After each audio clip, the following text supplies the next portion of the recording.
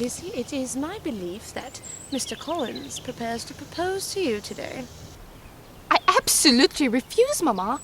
I cannot and will not marry Mr. Collins. He's an utterly detestable man, and I cannot bear the thought of him. Lizzie, please. Soon Mr. Collins will inherit this estate, our home. You cannot be serious, Mama. He's a fool. You cannot make me marry him. You will marry Mr. Collins. Think of your family. Think of me, of your sisters. You must marry Mr. Collins for our security. But, Mama... I will hear no more of it.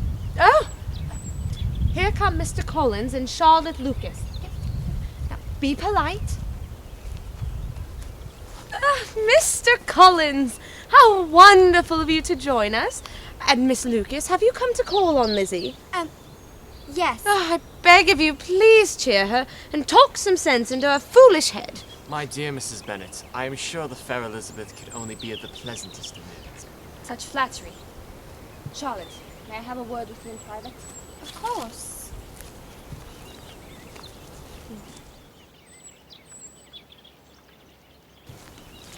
Heavens, Lizzie, what's wrong? Mr. Collins has asked me to marry him. Goodness.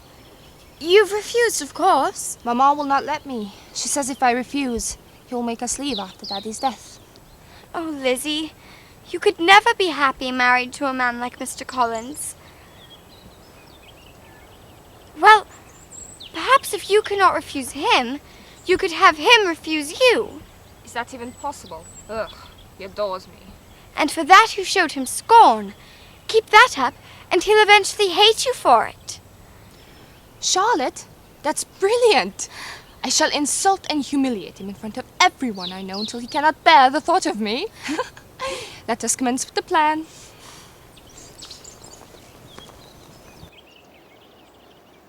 Thank you very much. Oh, Elizabeth! Mr. Collins was just telling me how happy everyone is to hear you two will marry. I see. How very wise of you, Mr. Collins, to be so controlled by the opinions of others. Oh, Elizabeth! That is enough! I will not stand here and listen... Oh, Mother! Good heavens. I do hope Mrs. Bennet is all right. Mrs. Bennet has always had bad nerves. Lizzie will care for her. Ah, yes, Miss Elizabeth, a very capable young lady. I love Lizzie very much, and she is like a sister to me. And so I must confess that she would never be happy with you, nor you with her. Oh. Oh. Well now, you seem quite a nice girl, Miss Lucas, and a kind friend. Would you care to take a turn about the yard? I should be delighted.